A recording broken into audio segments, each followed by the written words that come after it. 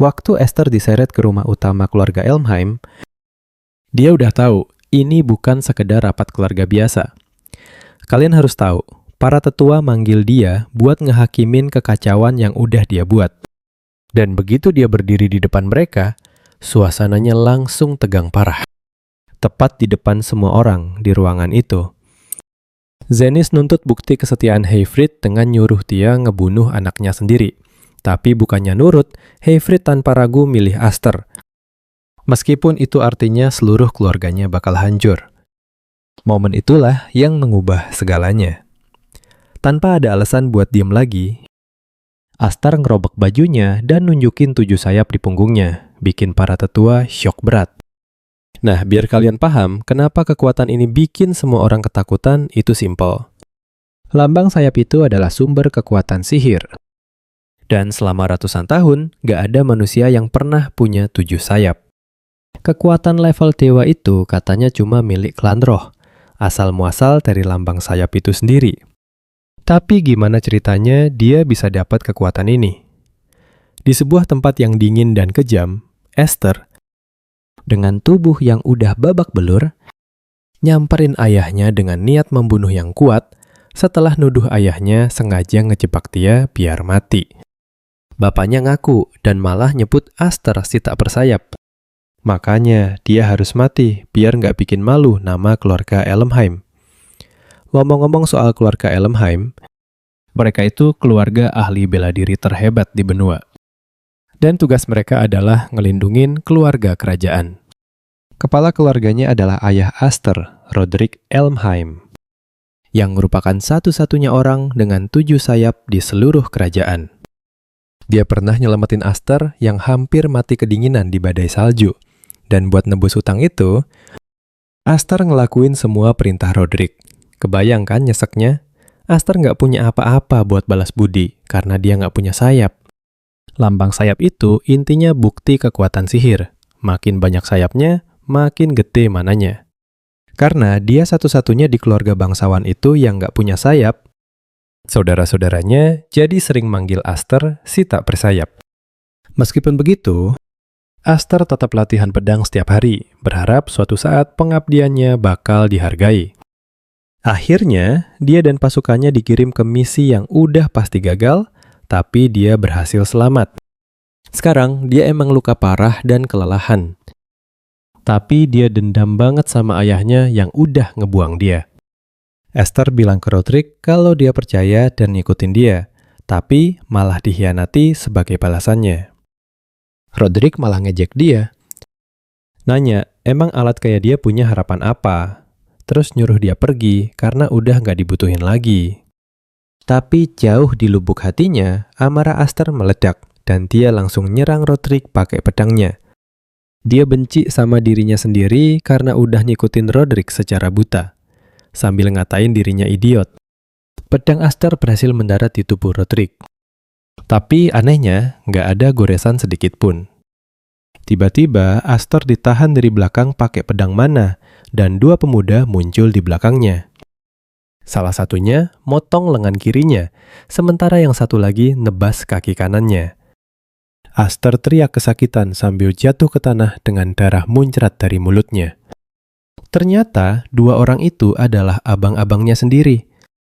Dan sumpah, ini bagian yang paling bikin emosi. Mereka ngejek dia yang terbaring lemas di salju, bilang kalau dia selamanya bakal jadi si tak bersayap. Mereka bahkan ngatain penampilannya bagus banget pas lagi merangkak di tanah. Aster pun nonjok tanah saking frustrasinya. Oke guys, siap-siap, kita bakal lihat salah satu adegan pengkhianatan paling nyesek yang pernah ada. Roderick nunduk, terus bilang ke Aster kalau dia itu salah paham berat. Semuanya salah total, karena dari awal dia emang gak pernah butuhin Aster sama sekali. Roderick ngaku, yang dia perluin itu cuma kekuatan 7 sayap yang ada di dalam tubuh Aster. Aster auto bingung dong dengar itu. Roderick nambahin, katanya ibu Aster jauh lebih berguna karena udah ngelahirin wadah yang pas buat rencananya. Abis ngomong gitu, Roderick langsung pergi, ninggalin Aster yang otaknya penuh tanya-tanya. Dia coba ngulurin tangan ke arahnya. sambil teriak minta penjelasan semuanya. Tapi sialnya, kakak-kakaknya dengan semangat banget nusuk punggungnya pakai pedang. Pas kesadarannya mulai hilang. Aster mikir, apa gunanya dia lahir kalau cuma buat mati sia-sia kayak begini? Tiba-tiba, semua terasa hangat. Dan pas dia buka mata lagi, dia udah ada di tengah salju yang tebel banget. Dia panik lihat sekeliling dan sadar kalau sekarang dia ada di dalam tubuh bayi. Bikin dia bingung, ini beneran badannya bukan sih? Di sampingnya ada wanita yang udah meninggal sambil meluk dia. Aster langsung pakai kekuatan pencariannya buat ngecek keadaan sekitar. Dan dia sadar ada orang-orang bersenjata lagi nyariin dia dan wanita tadi. Yang bikin kaget, dia dengar mereka ternyata anak buahnya Roderick. Dan mereka berencana nangkep dia buat dibawa balik ke hadapan Roderick. Momen ini langsung bikin dia ingat cerita masa lalunya, soal gimana dia ditemuin pas malam badai salju. Dan disinilah kita sadar, kayaknya Aster kembali ke masa lalu guys. Tapi, dia belum mau langsung percaya.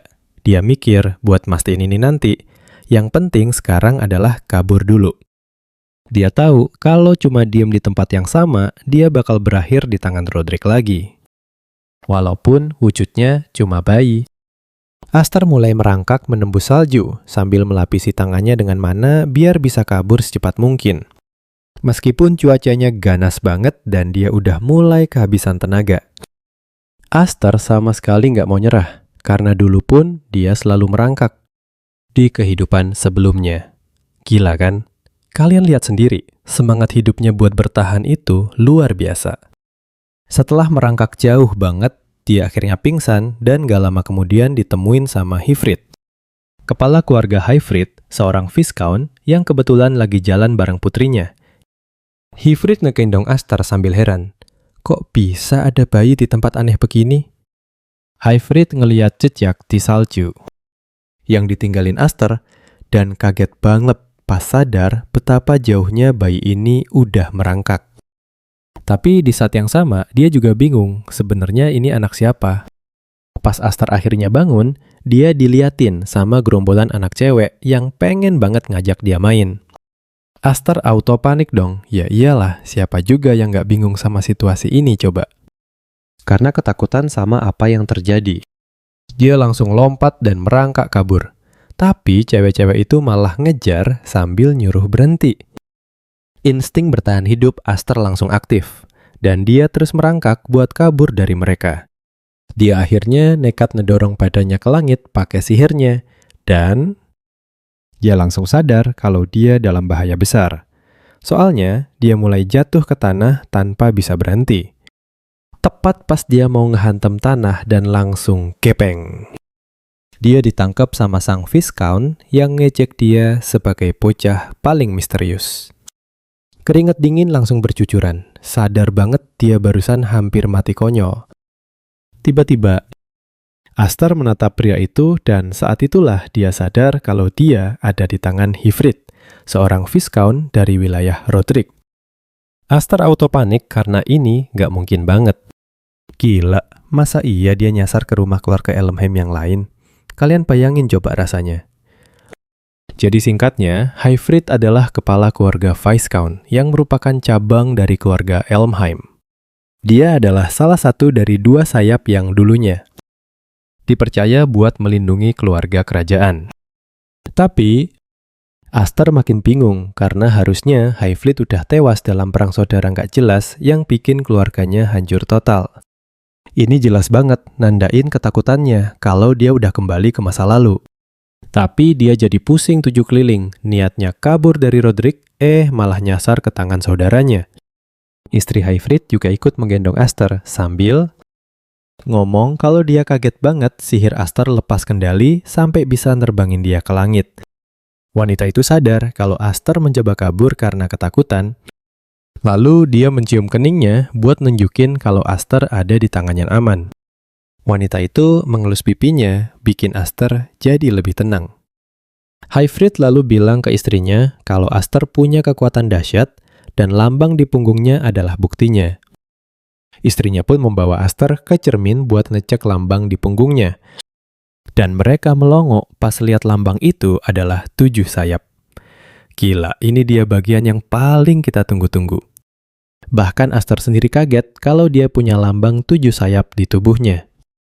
Disinilah dia ingat apa yang dikatakan Roderick sebelum dia dibunuh. Aster akhirnya sadar kalau si kampret itu pada dasarnya nyelamatin dia biar bisa ngambil 7 sayap itu buat dirinya sendiri. Aster jadi makin gondok pas nyadar, soalnya dia diejek sebagai si tak bersayap seumur hidupnya dulu. Cuma karena Roderick nyuri apa yang jadi miliknya. Istri Hayfried kemudian bertanya apa rencananya dengan anak itu.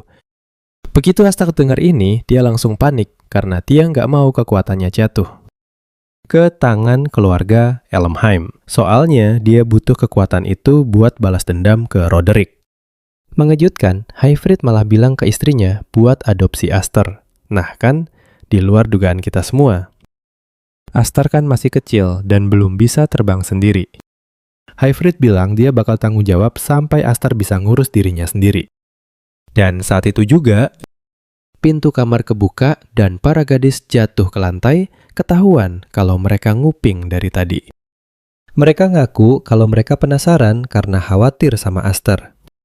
Para gadis itu tersenyum cerah karena mereka akhirnya punya adik laki-laki. Wanita itu lalu memberinya nama Aster. 10 tahun setelah ini, Hayfried, Aster, dan salah satu kakaknya, Alvin, pergi ke pertemuan tarian pedang yang diadain tiap tahun oleh keluarga Duke di bawah naungan Elmheim. Acara ini intinya adalah ajang kumpul-kumpul para keluarga bangsawan ahli bela diri. Dan jadi tempat buat para bangsawan pamer kekuatan calon pendekar pedang yang membawa nama keluarga mereka. Begitu Hayfried dan anak-anaknya tiba di lokasi, para bangsawan dan penonton lain langsung mulai pisik-pisik. Orang-orang ngejek keluarga Viscount, bilang mereka datang buat bikin malu diri sendiri lagi. Mereka juga tahu soal Aster yang diadopsi ke keluarga itu karena mereka nggak bisa punya pewaris sendiri. Bener-bener ya, mulut tetangga, pedesnya ngalahin bon cabe. Oke guys, kita bakal lihat gimana keluarga Viscount ini bikin semua orang di keluarga Elmheim jadi sewot. Alvin bisa dengar semua omongan mereka dari belakang. Dan dia nyuruh Aster buat tetap kuat dan nggak usah dengerin omongan miring itu. Alvin bilang ke Aster, siapapun yang lemah bakal langsung diinjak-injak. Tapi pas ngomong gitu, Aster ngeliat tangan kakaknya gemeteran nahan marah. Hayfried juga bilang ke Aster kalau yang Lian lihat sekarang adalah posisi keluarga Viscount saat ini. Hayfried bilang inilah yang pengen dia tunjukin ke Aster. Dan dia nanya, apa Aster kecewa dengan semua yang dia saksikan barusan? Tapi Aster justru meyakinin ayahnya kalau dia santai aja di tengah lingkungan yang penuh musuh ini. Dengar itu, Hayfried ketawa ngakak, bilang kalau sikap Aster ini cukup meyakinkan banget.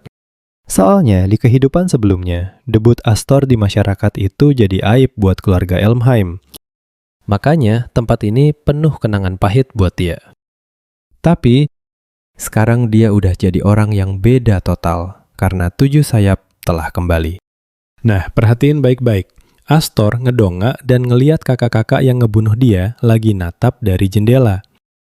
Dan Esther jadi makin semangat buat bikin debut sosial yang gemilang.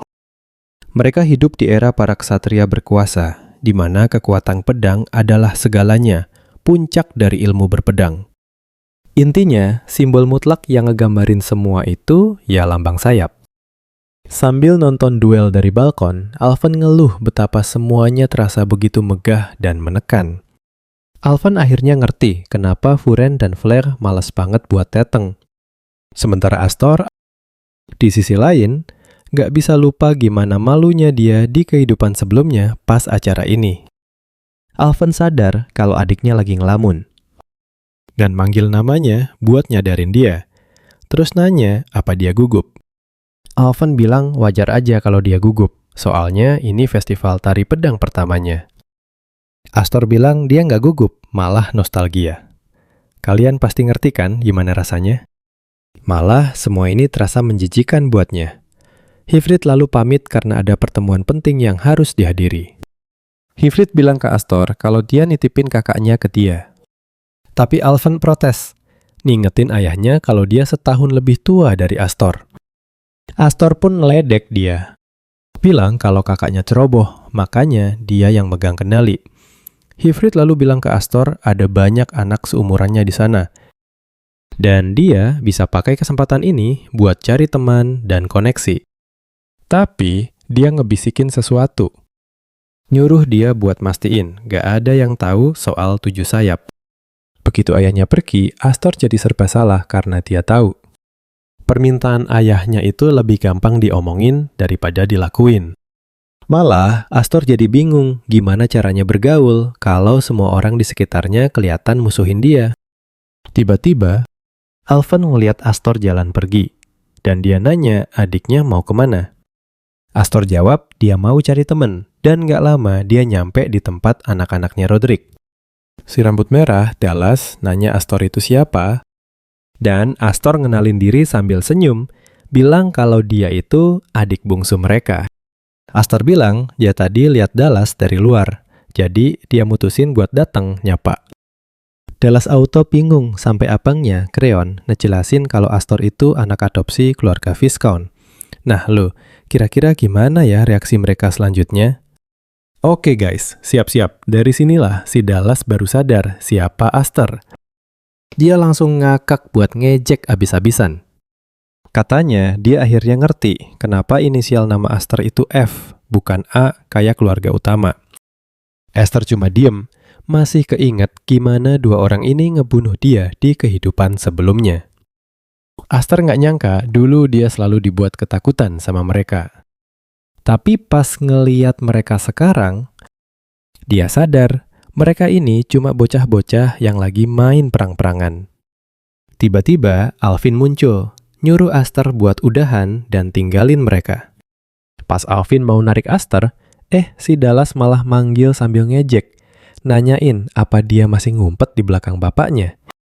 Dia ngeledek Alvin, nyuruh datang buat nemenin mereka, seolah-olah Alvin cewek panggilan. Akhirnya Alvin balik badan dan bilang ke Dallas kalau dia nggak tertarik sama omongannya. Dia ngingetin si Dallas, kalau keluarga utama dan cabang itu nggak ada hubungan tuan dan pelayang. Alvin tetap maksa mau narik Astor pergi, padahal si Astor bilang urusannya belum selesai.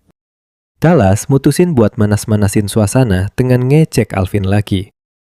Dia bilang ke gengnya kalau ayah Alvin adalah ksatria gagal yang nggak bisa ngelindungin raja, sampai tangannya dipotong sebagai hukuman. Dallas terus menghina dia. Bilang, untung aja di darahnya nggak ada keturunan pecundang, kayak gitu. Alvin jelas nggak terima dan langsung balik badan sambil teriak ke Dallas. Dia nyuruh Dallas tarik lagi omongannya, karena dia nggak terima ayahnya direndahin. Dan lihat ini guys, bukannya minta maaf, si Dallas malah nyemburin anggur ke mukanya. Dallas bilang, Alvin lahir di keluarga perempuan nggak berguna yang nggak bisa mewarisi gelar. Dia nambahin kalau mereka ini lagi nggak di sebuah pesta dansa, sambil nyuruh Alvin pakai baju butut, biar lain kali nggak masalah kalau basah kuyup. Padahal sebelum datang ke acara ini, Astor awalnya khawatir dia nggak bakal ngerasa marah meski udah ketemu Dallas dan Creon. Tapi kelakuan mereka barusan ngehapus semua kekhawatirannya. Nah ini dia yang kita tunggu. Astor manggil nama Dallas, terus ngelempar botol anggur ke arahnya. Dan pas ditangkep, Astor langsung nebas. Botol itu pakai pedang, nyiram anggur ke kepala Dallas. Dallas kaget banget ngelihatnya, tapi Astor malah santai ngeledek dia. Katanya isi botol itu cuma jus anggur, pas banget buat bangsawan bocah kayak dia. 3 tahun sebelumnya, pas lagi duel, Astor pernah kehilangan kendali kekuatannya yang hampir membunuh kakak-kakaknya. Butuh Hifrit buat turun tangan cuma untuk menghentikan kekuatan dahsyat Astor. Dan itu pertama kalinya Hifrit ngeliat langsung kekuatan 7 sayap beraksi. Hifrit sampai bertanya-tanya apa kekuatan itu bisa dikendalikan olehnya atau oleh Astor sendiri. Kembali ke masa kini, Hifrit lagi rapat waktu seorang pelayan lari masuk dan bilang ada yang nggak beres. Mereka pun langsung nanya, ada masalah apa? Dan si pelayan ngasih tahu kalau putra keluarga cabang dan utama lagi duel. Highfleet kaget denger itu, dan dia langsung cabut dari sana. Di jalan dia ketemu Alvin, dan langsung nanya apa yang udah terjadi. Sementara itu, para tetua keluarga udah pada ngumpul di arena buat nonton duelnya. Alvin dan Highfleet pun ikutan, dan dari balkon inilah kita bakal nonton pertarungan epik ini. Para tetua di sisi lain, oke, siap-siap, karena kita bakal nonton duel paling rusuh yang bakal nentuin segalanya. Dallas langsung nyemprot Aster. Ngatain dia bego karena berani nantang keluarga Dub. Dia ngingetin kalau Aster itu cuma blasteran yang lahir di hutan. Dallas nanya, apa Aster sebodoh itu? Sampai nggak ngerti perbedaan kekuatan di antara mereka. Soalnya dia punya lambang 4 sayap. Orang-orang langsung takjub sama potensi Dallas, dan mereka yakin inilah alasan dia jadi pewaris Duke. Sambil megang 2 pedang, Dallas ngejek Aster. Nyuruh dia nunjukin lambangnya, kecuali kalau dia malu buat pamer. Aster ngebalas santai, bilang kalau dia nggak sehina Dallas, yang pamer cuma karena sebuah pola. Dallas jelas ngamuk denger ini, tapi omongan Aster belum selesai. Aster bilang Dallas harus minta maaf ke Alvin kalau dia menang, dan Dallas langsung setuju. Tapi dia bilang bakal jadiin Aster anjing pribadinya kalau sampai dia yang menang duel ini. Dallas langsung melesat ke arah Aster, ngancem bakal ngejatiin dia budak sampai mati. Dia ngayunin pedangnya ke Aster, tapi serangannya berhasil ditangkis. Biarpun begitu, kekuatan serangannya cukup buat ngedorong Aster ke belakang dan bikin tangannya getar. Dallas nirang lagi sambil teriak kalau inilah kekuatan dari lambang 4 sayap. Dia terus-terusan nyerang, maksa Aster buat bertahan mati-matian. Salah satu. Tetua yang nonton ngakuin kalau ilmu pedang Dallas emang masih cetek. Tapi itu ketutup sama kekuatan sihirnya yang luar biasa. Makanya mereka yang punya lambang kayak gitu selalu punya keuntungan. Gampangnya gini, kalau sihir di lambang 1 sayap itu kayak api lilin, maka sihir yang ada di lambang 4 sayap itu udah kayak ledakan bom. Dallas terus neken dan bikin Aster kewalahan, sambil ngeledek kemana perginya semangat dia yang tadi. Bukannya tadi dia ngancem mau bikin Dallas minta maaf, Dallas terus ngecek Aster sambil nyerang, nyuruh dia buat nunjukin kekuatannya. Beberapa saat kemudian, nah perhatiin baik-baik momen ini. Dallas ngeluarin serangan pamungkas, tapi Aster berhasil nahan sambil ngeluarin aura dari tubuhnya. Aster langsung mentalin Dallas ke belakang sambil bilang kalau dia kebanyakan bacot. Pada dasarnya, Aster udah latihan selama 10 tahun terakhir, cuma demi bisa balas dendam ke semua orang yang pernah nyakitin dia. Aster lompat ke arah Dallas, ngasih serangan kuat yang bikin Dallas kehilangan keseimbangan. Dallas langsung berlutut nahan serangan itu, dan Greon kaget melihat kakaknya bisa kedorong mundur. Dallas gak percaya sama apa yang terjadi, soalnya dia ini pemilik lambang 4 sayap. Tapi sekarang, dia malah kewalahan ngelawan orang yang dia sebut rendahan. Jelas, semua yang nonton langsung syok berat ngelihat Dallas yang berusaha keras buat bertahan. Di sisi lain, Highfleet malah khawatir kalau situasinya bakal jadi makin parah. Aster kelihatan fokus banget sambil nginget gimana Dallas dan Greon motong tangannya di kehidupan lalu sebelum ngebunuh dia. Ngelihat nyawanya di ujung tanduk, Dallas mulai mohon-mohon nyuruh Aster berhenti. Dan di saat yang sama, si Viscount teriak nyuruh Aster buat nahan diri. Bentrokan keduanya berakhir dengan ledakan yang dahsyat. Dan pas asapnya hilang, pedang Dallas udah patah. Yap, kita baru aja nyaksiin aib terbesar keluarga Duke. Sabetannya nyaris kena kepala, untung cuma mentok di pedang antara selangkangannya. Lihat nyawanya di ujung tanduk, si Dallas langsung ngompol di celana dong. Aster pun ngejek dia persis kayak Dallas ngejek Alvin. Dia bilang lain kali datang pakai baju rombeng aja, biar nggak sayang kalau basah. Sambil masukin pedang, Aster mendeklarasikan dia bukan lagi Aster si tak bersayap. Ini nih momen yang kita tunggu-tunggu. Dan hanya dengan menyadari hal itu, dia udah merasa lega banget. Tiba-tiba, Aster ngerasain hawa mengerikan dari arah belakangnya. Dan pas dia nengok, ternyata itu musuh bebuyutannya sendiri. Nggak lain dan nggak bukan, si Roderick. Sementara itu, para penonton semua syok berat karena nggak ada yang nyangka Aster dari keluarga cabang bisa ngalahin anak dari keluarga utama. Tapi mereka sadar situasinya jadi gawat. Soalnya kita semua tahu, Roderick nggak mungkin diem aja setelah harga dirinya diinjak-injak. Roderick jalan masuk ke arena dan ngedeketin Aster. Tapi Aster sama sekali nggak nunduk, dia malah natap lurus ke mata Roderick. Roderick berdiri menjulang tinggi di hadapannya. Tapi Aster tetap mempertahankan auranya sambil natap mata pria itu. Dallas langsung narik bapaknya. Dia pikir bakal dibantuin gitu. Namanya juga bocah manja, gayanya selangit. Dia ngadu ke bapaknya kalau Aster udah nantang keluarga utama, padahal dia cuma anak blasteran. Dallas maksa bapaknya buat gunain kekuasaannya buat nabisin Aster. Tapi tiba-tiba Roderick malah dorongin pedang ke tangan Dallas. Dia neken tangan Dallas ke tanah dengan pedang itu, sampai akhirnya tangan kanannya remuk total. Semua yang nonton, termasuk kita nih, kagetnya bukan main, dan Roderick malah marahin Dallas. Dia bilang kalau Dallas baru aja nyeret nama baik keluarga mereka ke dalam lumpur, tapi masih punya nyali buat senyum-senyum. Roderick lalu narik pedangnya, dan Ifrit udah bisa nebak apa yang bakal terjadi selanjutnya. Dia teriak ke Roderick, nyuruh dia buat berhenti. Tapi Roderick nangkat pedangnya, siap nebas anaknya sendiri karena udah bikin malu. Sambil bilang dia sama sekali nggak pantas buat megang pedang.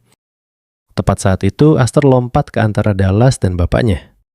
Roderick nanya, kenapa dia ngeganggu hukumannya buat si Dallas. Aster jawab, Dallas belum minta maaf ke Alvin, jadi dia nggak boleh mati dulu. Dia bilang ke Roderick kalau dia bebas lakuin apa aja ke Dallas setelah anaknya itu minta maaf ke Alvin. Roderick jelas murka, nganggep Aster berani-beraninya bertingkah seolah dia anggota keluarga, padahal statusnya cuman anak adopsi. Aster ngebales, bilang kalau dia itu putranya Viscount. Dan meskipun mereka nggak punya hubungan darah sama sekali.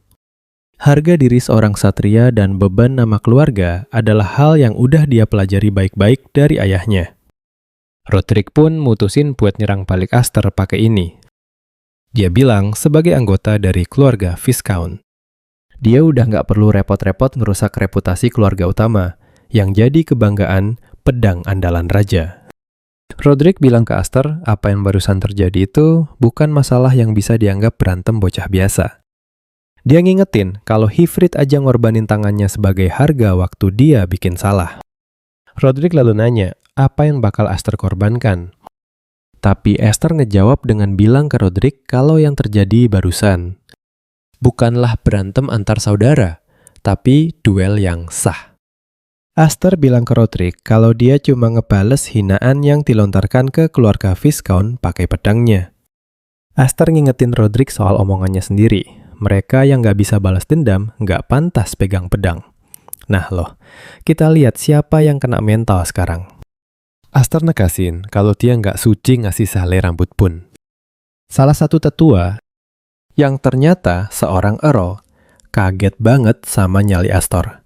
Sumpah, kalian dan aku pasti sama-sama nggak percaya bocah ini umurnya baru 10 tahun.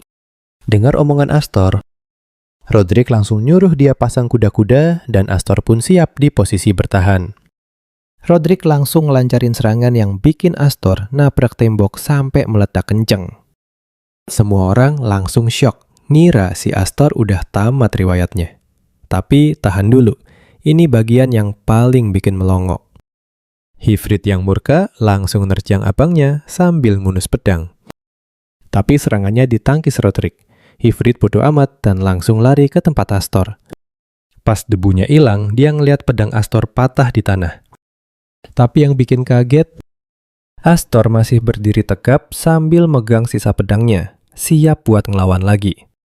Mukanya penuh kebencian, dan pas Roderick lihat itu, dia cuma balik badan dan pergi, diikutin sama si Dallas. Akhirnya, Astor pun kehilangan keseimbangannya. Tapi untungnya langsung ditangkap sama Hifrit. Dengan sisa tenaganya, Astor bilang ke ayahnya kalau dia udah nepatin janji buat ngelindungin Alvin. Hifrit pun muji Astor, bilang kalau dia hebat banget.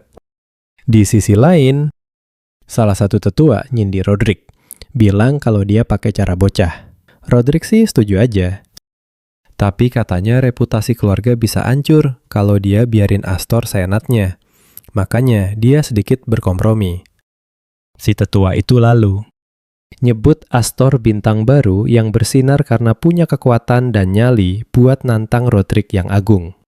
Para tetua mengakui kalau debut Astor ke masyarakat adalah yang terbaik berkat aksi nekatnya barusan. Gimana, setuju kan? Salah satu tetua bilang dia sempat takut keluarga Elmheim bakal pecah jadi dua kubu. Akan tetapi, Rodrik ngingetin, jangan senang dulu, soalnya era kekacauan udah di depan mata. Dia nyebutnya badai dahsyat yang bisa membelah dunia jadi 2 atau 3. Pas Astor balik ke wilayahnya, dia langsung latihan gila-gilaan. Semua lawan latihannya dia bantai dengan gampang. Gak ada satupun yang bisa nandingin. Mereka yakin kejadian di pesta dansa pedang itu jadi pemicu semangatnya. Para pelayan dan penjaga juga. Seneng banget Astor ngehajar Dallas, soalnya keluarga utama udah kelamaan bikin hidup mereka susah. Di saat yang bersamaan, Astor yakin aksinya di pertemuan itu bakal ngebungkam semua yang selama ini ngeremehin keluarga Viscount. Tapi kita semua tahu target sebenarnya tetap Rodrik seorang. Meskipun dia sadar levelnya sekarang belum cukup buat ngalahin Rodrik. Astor tahu kalau lambang sayap itu pada dasarnya cuma penanda peringkat kekuatan sihir terpendam. Sayangnya, Astor masih belum bisa ngeluarin kekuatan dari 7 sayap itu. Katanya sih, percuma punya bakat dari lahir kalau nggak bisa pakai kekuatannya secara maksimal. Astor berharap dia bisa ngetes penuh. Kekuatan 7 sayap itu sampai batasnya. Tanpa khawatir kekuatannya bakal ngamuk. Gak kerasa, dia udah ngalahin semua orang di tempat latihan. Dan pas itu juga, Alvan muncul. Dia bilang ayah mereka manggil, dan Astor langsung ninggalin semua latihannya. Pas lagi jalan, dia sadar kalau adiknya pakai baju latihan. Dia pun ngegoda adiknya. Ngingetin kalau dulu dia bilang baju itu jelek, makanya dia benci banget pakainya. Alvan bilang ke adiknya kalau semua hal itu butuh keseimbangan. Dan ngelihat Astor bikin dia sadar kalau dia nggak bisa terus-terusan begini. Dia pun bilang ke Astor, nanti kalau udah balik harus latihan bareng dia. Astor cengar-cengir aja sambil minta kakaknya jangan galak-galak amat. Nggak lama Astor nyampe di kantor ayahnya. Nah, ayo kita lihat ada urusan apa nih. Pas udah duduk, Hifrit ngingetin Astor kalau udah 10 tahun dia jadi bagian keluarga. Ayahnya bilang tadinya mau nunggu dewasa, tapi kayaknya dia udah nggak sabar lagi. Dia lalu ngeluarin sebuah cincin permata merah. Katanya, ini bukti buat jadi penerus keluarga. Dan ceng-ceng, Hifrit bilang dia mau Astor jadi kepala keluarga selanjutnya guys. Dengar itu, Astor langsung diem 1000 bahasa. Hifrit lanjut ngomong, ngingetin kalau posisi keluarga Viscount lagi genting banget. Tapi ya gitu, mereka tetap cabang dari keluarga besar Elmheim. Dan karena mereka punya wilayah sendiri yang harus dilindungi, Hifrit bilang posisi kepala keluarga nggak boleh kosong kelamaan. Astor pun nanya ke ayahnya, emang kakak-kakaknya bakal setuju? Hifrit jawab santai kalau dia bakal ke akademi buat ngabarin mereka.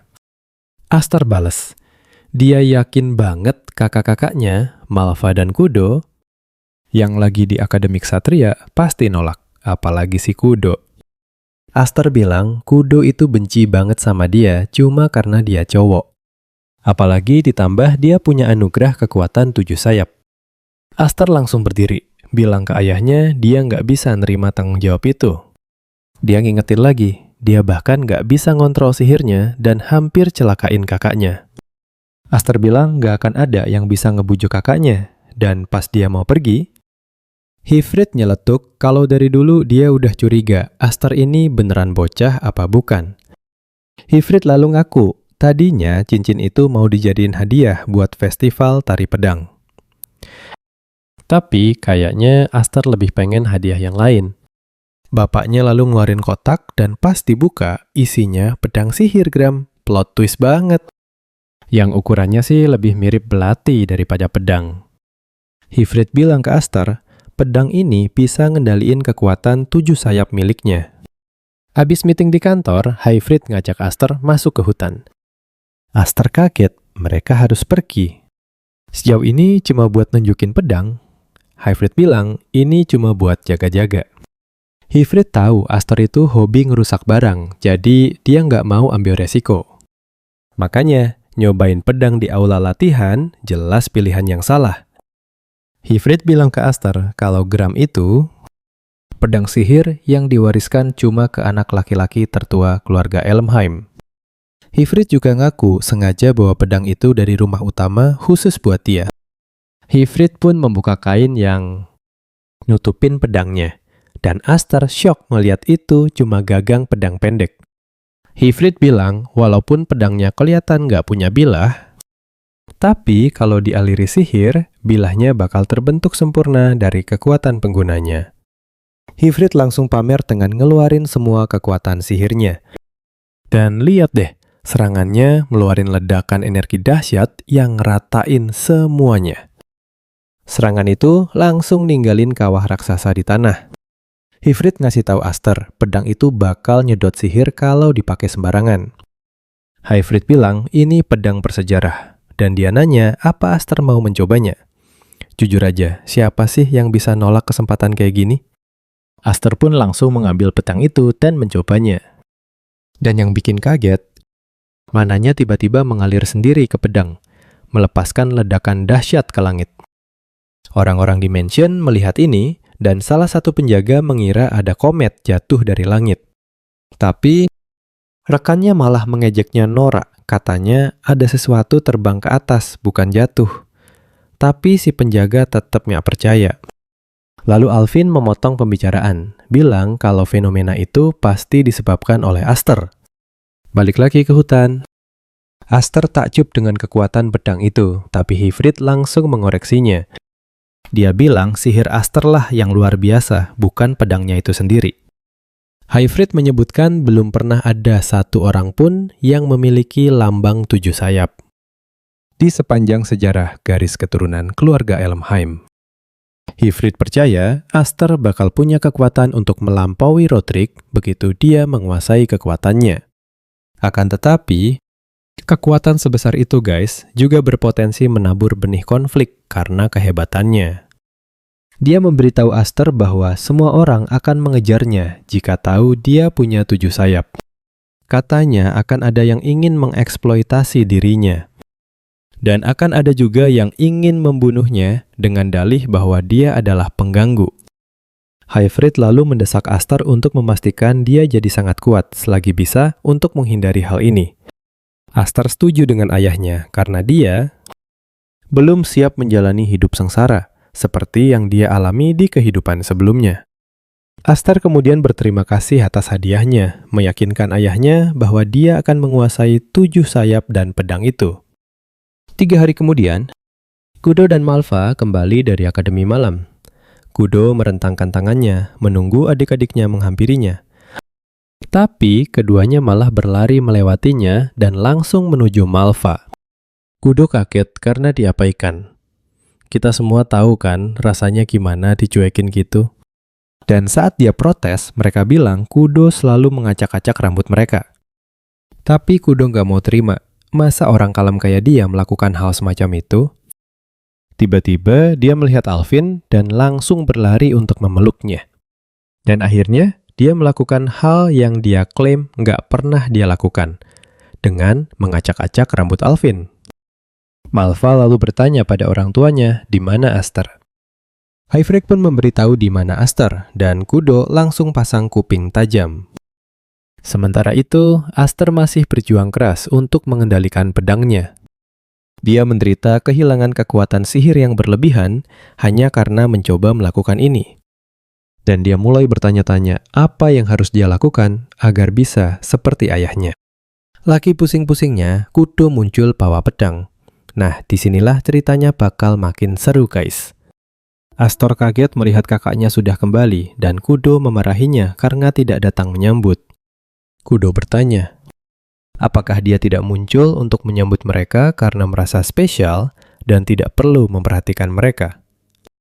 Kudo memberitahu Astor bahwa dia sudah tahu tentang apa yang terjadi di festival tari pedang, karena Akademi Ksatria heboh dengan rumor tentangnya. Astor lalu menjawab kalau dia yakin hal yang sama berlaku untuk kakaknya, karena dia dengar sebagai seorang trainee, dia telah menyelesaikan banyak misi. Gak cuma itu, Kudo ini satu-satunya ksatria yang dapat medali kehormatan tahun itu. Biar kalian tahu aja nih. Kudo bilang ini udah kewajibannya, kalau enggak, dia nggak bakal bisa nerusin jejak ayahnya. Dia lanjut ngomong kalau dia dengar Astor nolak tawaran jadi penerus keluarga. Kudo pun nanya apa Astor ngelakuin itu semua demi dirinya. Dalam hati, Astor kesel banget karena Hayfried malah ngasih tahu kakaknya. Soalnya ini cuma bakal nambahin masalah yang nggak perlu buat dia. Akhirnya Astor pun menjawab pertanyaan dari kakaknya. Dia bilang dia ngerasa belum pantas, makanya tawaran itu dia tolak. Kudo jalan ke arah pohon, sambil ngomel kalau Astor dan ayahnya jahat banget, padahal mereka tahu itu impian terbesarnya. Tiba-tiba, dia nebas pohon itu pakai pedangnya lalu ngelemparnya ke Astor. Nah, di sini nih adegan mulai seru. Astor nyaris aja kena serangan itu sambil teriak ke kakaknya. Nanya apa-apaan sih yang lagi dia lakuin? Kudo bilang udah lama mereka nggak latihan tanding, jadi dia mau ngetes adiknya. Dia ngasih tahu kalau serangan berikutnya bakal langsung ke arah Astor. Astor coba nenangin kakaknya, bilang kalau pedang yang dia pakai ini belum sempurna. Tapi Kudo nyaut kalau dia nggak bisa pakai alasan itu pas lagi di medan perang. Kudo ngingetin Astor soal kode kesatria yang harus selalu siap tempur. Dan Kudo langsung pasang posisi menyerang. Dia ngancam bakal ngehancurin Astor kalau adiknya itu masih nahan diri. Astor nggak percaya sama apa yang dia lihat. Dia kan masih berusaha ngendaliin sihirnya. Kakaknya udah nyerang aja tanpa ampun. Tapi di saat yang bersamaan, dia sadar harus ngeladenin kakaknya dengan serius. Kalau enggak, dia bisa beneran mati. Beberapa menit kemudian, Astor dan Kudo masih aja berantem. Kudo muji Astor, bilang kalau adiknya itu makin jago karena bisa ngimbangin dia. Padahal Kudo udah ngasah kemampuannya di Akademi Ksatria. Tapi dia malah ngeledek Astor, bilang pedangnya payah dan kontrol sihirnya hancur banget. Kudo lalu memukul Astor sampai terlempar jauh. Dan Astor ngakuin kakaknya emang segila biasanya. Dia ingat kakaknya emang udah kayak gitu dari mereka kecil. Dia mikir, apa mungkin karena dia satu-satunya cowok di keluarga yang punya hak waris. Di waktu yang sama, dia juga nggak tahu apa ini, karena dia punya lambang 7 sayap yang lebih hebat dari yang lain.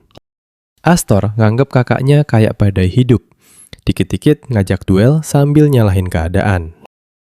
Pokoknya Kudo itu musuh bebuyutannya. Punya kakak model begini pusing juga ya guys. Kudo nyerang lagi sambil teriak kalau Astor nggak pantas jadi kepala keluarga selanjutnya. Sementara itu, Malva yang khawatir langsung ngadu ke ayah mereka. Dia nanya apa ayahnya yakin mau ngebiarin mereka berdua aja soalnya. Kalau dilihat-lihat, salah satu dari mereka bisa beneran tewas. Hayfried bilang ke Malva kalau mereka itu rival. Dan meskipun emang agak nekat, dia yakin pertarungan itu nggak akan separah itu sampai ada yang mati. Malva cuma bisa berharap, lalu nanya kenapa ayahnya manggil mereka pulang. Nah, ini dia nih pertanyaan yang kita tunggu-tunggu. Oke guys, Malva yakin banget kalau ini bukan cuma soal suksesi doang. Hayfried pun membenarkan, lalu ngeluarin sepucuk surat yang bikin Malva kaget setengah mati. Ternyata isinya surat panggilan dari keluarga utama Elmheim. Kata Hayfried, para tetua yang mimpin keluarga mungkin cuma pengen lihat muka cucu mereka. Dengar itu, Malva jadi sedikit lega. Tapi Hayfried ngasih tahu kalau skenario terburuknya terjadi Mereka bisa aja kehilangan Esther selamanya.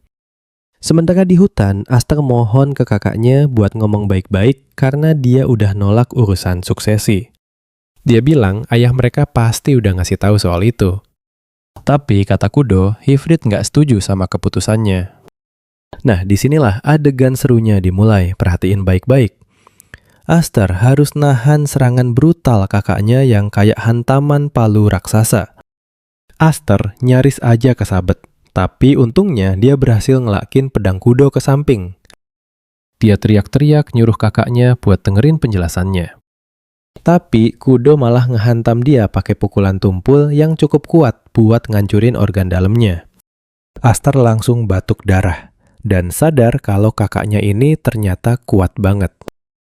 Kudo lalu ngejelasin, dia itu cuma kelas 3, kalau bisanya cuma ngayunin pedang doang. Terus, dia itu kelas 2 kalau cuma bisa nguasain sihir. Dan cuma kalau dia bisa nguasain pedang dan sihir, barulah dia bisa jadi kelas 1.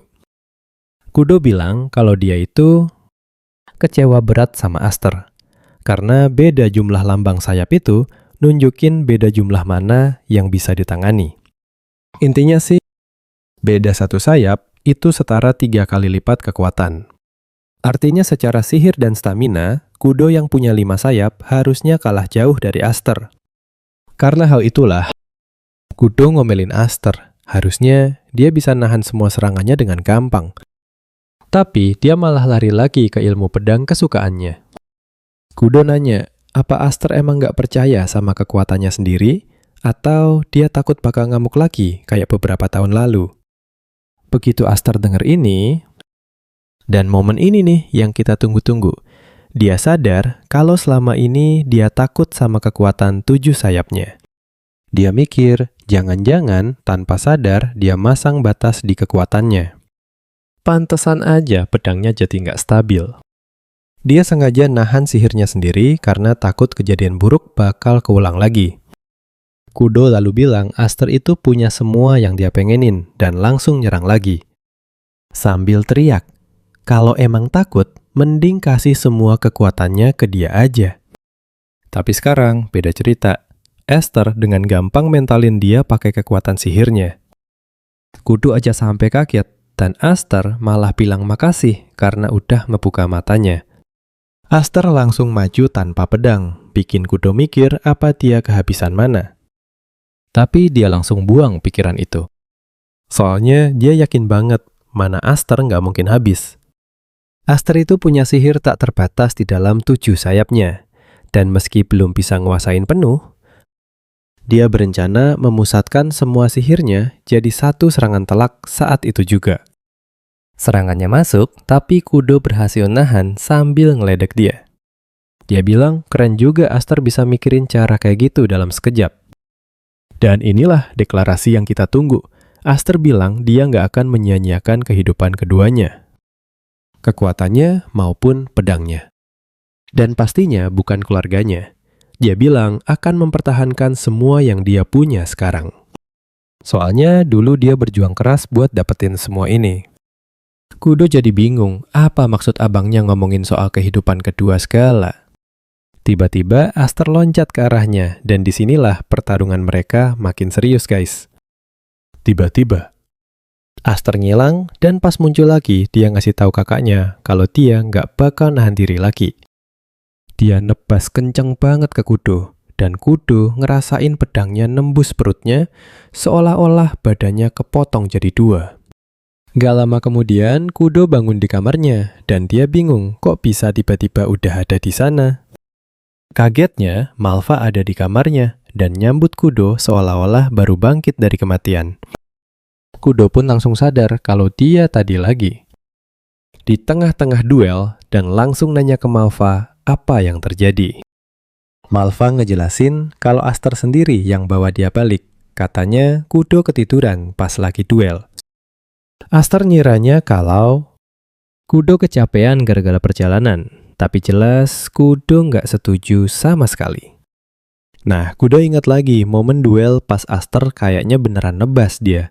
Coba bayangin deh paniknya Kudo waktu itu. Dia baru sadar Aster nyilangin monoblade-nya tepat sebelum kena badannya.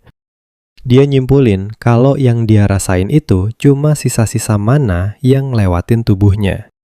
Kudo narik napas lega, mikir, ya kali Aster tega bunuh dia, kan mereka adik kakak. Tapi jujur, pas momen itu, dia beneran takut Aster bakal ngebunuh dia. Kudo jadi nggak bisa ngilangin pikiran kalau adiknya ini beneran pendendam, meskipun badannya lebih kecil dari dia. Kudo langsung ngambil pedangnya, nanya di mana Aster karena duel mereka belum selesai. Malva bikin dia kaget dengan bilang kalau Aster udah nggak ada di kediaman. Kudo bingung dong, terus Malva jelasin kalau ada panggilan buat Aster dari rumah utama. Makanya dia barusan pergi dari sini sama ayah mereka. Kudo auto panik saking kagetnya. Gimana nggak kaget coba? Kita aja bingung kenapa nggak ada yang ngasih tahu dia.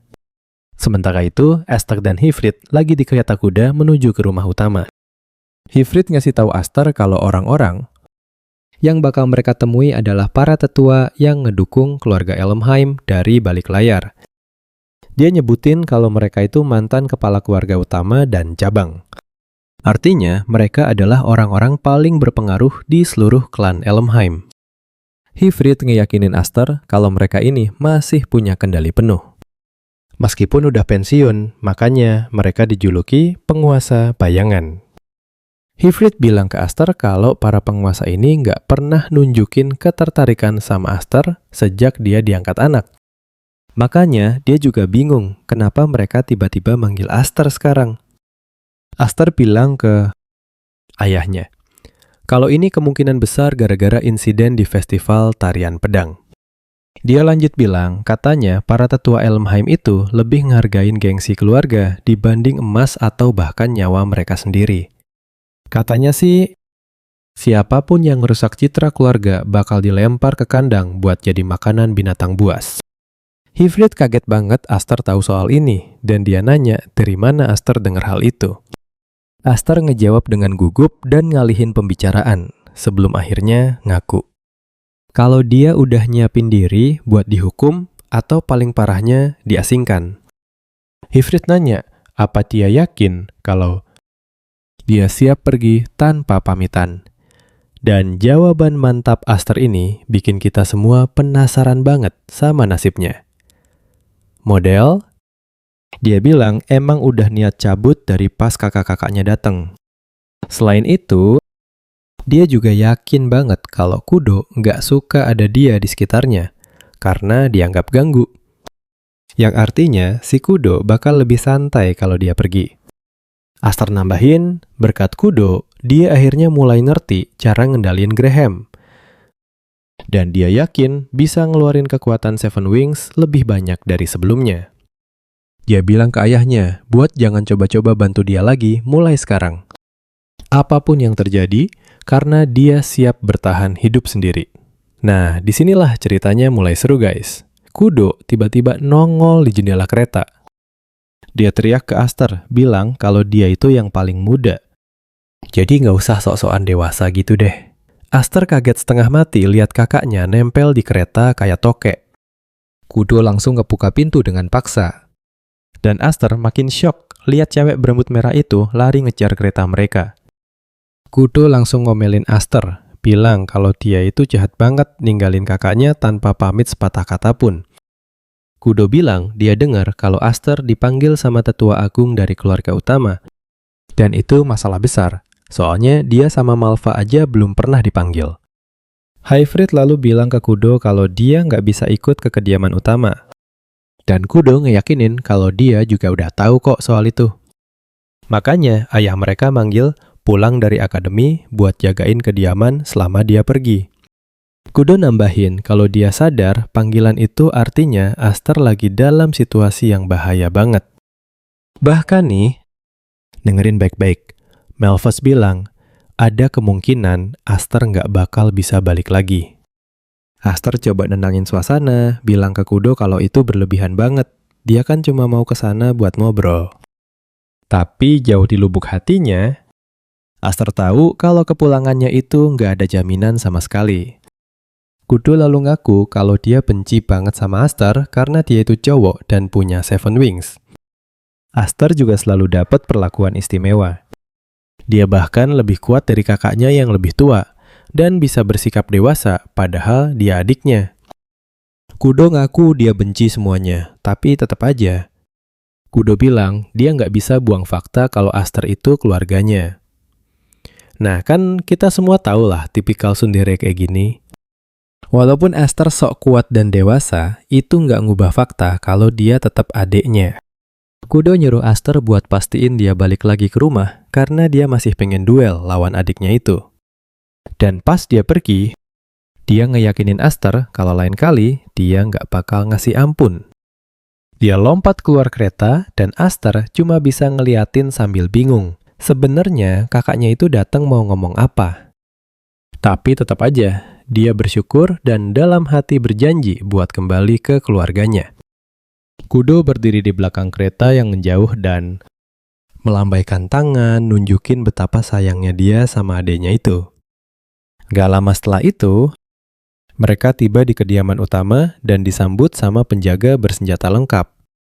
Mereka bilang ke Hayfried kalau para tetua udah nungguin di dalam. Dan Hayfried jawab, nggak perlu dianterin segala, toh dia udah hafal jalannya. Tapi para penjaga bilang kalau mereka dapat perintah buat nganterin dia dan Aster ke ruang tunggu. Dari sini, Hayfried jadi yakin kalau dia dan Aster dipanggil bukan buat kumpul keluarga. Dan disinilah kita sadar, situasinya jauh lebih gawat dari yang dikira. Walaupun begitu, suasana ini langsung bikin dia teringat terakhir kali pulang ke rumah. Sambil jalan di lobi, Hayfried ngingetin Aster, "Bro, jangan sampai emosi, soalnya ini hari terburuk buat ngamuk." Aster ngejawab kalau dia bakal jaga sikap. Selama mereka nggak ngomong atau ngelakuin hal yang aneh-aneh yang bikin dia marah. Hayfried setuju dan bilang ke Aster kalau alasannya sama. Justru itu, dia coba kasih tahu kalau orang yang bakal mereka temui ini biang keroknya. Tapi pas Hayfried mau ngasih tahu siapa orangnya, Aster malah asik ngeliatin orang-orang yang lagi latihan di lapangan. Hayfried sampai harus manggil namanya biar dia sadar. Setibanya di pintu, mereka berdua diminta menyerahkan senjata.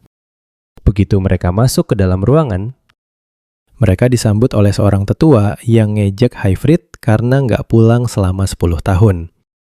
Hayfried lalu membungkuk pada kakek itu, yang dia panggil kakek buyut, kepala keluarga ke-6. Nah, disinilah kita akhirnya sadar siapa dalang di balik semua ini. Si kakek buyut, Zenith Elmheim. Aster juga yakin kalau anggota geng lainnya ini orang-orang penting yang punya suara di keluarga Elmheim. Dengan sekali lihat, dia sadar ada beberapa orang dari majelis tarian pedang yang hadir di sana. Tapi dia kaget, kok Roderick nggak kelihatan batang hidungnya? Zenith bisa lihat muka bingungnya dan bilang kalau Roderick emang nggak ada di sana. Dia ngungkapin kalau Roderick itu pemimpin para kesatria langsung di bawah keluarga kerajaan. Artinya, dia nggak punya waktu buat rapat-rapatnya penting yang mereka adain ini. Sebagai gantinya, Zenith dan kakek-kakek rempong lainnya yang ngurusin bagian administrasi. Aster jadi ingat di kehidupan sebelumnya, dia nggak pernah lihat Zenith. Makanya, dulu dia nggak begitu peduli. Tapi sekarang, dia bisa lihat jelas pengaruh kakek ini. Buktinya, dia masih bisa ngumpulin orang-orang penting buat rapat. Hayfried lalu nanya ke Zenith, kenapa mereka dipanggil ke sini? Zenith ngejawab santai, dia yakin Hayfried juga udah nebak alasannya. Zenith nyebut kalau dia dengar Aster bikin heboh di festival tarian pedang. Dan benar aja kan dugaan kita? Ini langsung mastiin kecurigaan Aster kalau mereka dipanggil gara-gara ulahnya. Hayfried langsung bilang ke Zenith kalau masalah itu harusnya udah diberesin sama Roderick. Para tetua yang ada di ruangan itu langsung nyamber. Mereka bilang apa yang dilakuin Roderick itu cuma sandiwara buat publik aja. Dan itu nggak ngubah fakta kalau nama baik keluarga Elmheim udah tercoreng. Salah satu dari mereka nambahin, ngundang Aster. Yang cuma anak angkat nggak jelas asal-usulnya ke pertemuan keluarga, itu udah kesalahan dari awal. Mereka bilang ke Hayfried, mereka bakal pura-pura nggak lihat kalau aja Aster diam-diam baik. Tapi begitu dia mulai berani nunjukin taringnya ke keluarga utama, ceritanya jadi beda. Zenis bilang jalan yang benar itu ya dengan mengusir Aster. Tapi dia juga ngasih tahu Hifrit bakal kena hukuman. Nah, lihat nih guys, disinilah Aster akhirnya meledak dan teriak ke para tetua. Dia bilang kalau semua itu perbuatannya dan gak ada hubungannya sama ayahnya. Aster lagi emosi-emosinya nih. Pas dia noleh ke samping, dia lihat ayahnya diem aja, gak ngomong apa-apa. Aster langsung berhenti ngomong, bingung ada apa sama bokapnya. Para tetua langsung marahin Aster, bilang dia gak punya sopan santun karena berani nimbrung obrolan orang tua. Zenis kemudian berdiri. Oke, siap-siap ya, kita bakal masuk ke adegan di mana Zenis bilang semua orang di ruangan itu menanggung beban keluarga. Tapi, dia ngungkapin kalau para ksatria itu nggak satu suara. Banyak banget yang lain ngumpet, nunggu kesempatan buat ngerebut kursi teratas. Zenis negasin, itu juga termasuk orang-orang yang ada di ruangan ini. Zenis pun jalan ngedeketin Astor. Dia bilang mereka butuh bukti kalau Astor bukan ancaman buat keluarga. Lalu Zenis ngeluarin pedang dan nyasihin ke Hevrit.